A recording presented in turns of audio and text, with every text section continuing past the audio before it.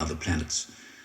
And yet, across the gulf of space, minds immeasurably superior to ours regarded this Earth with envious eyes.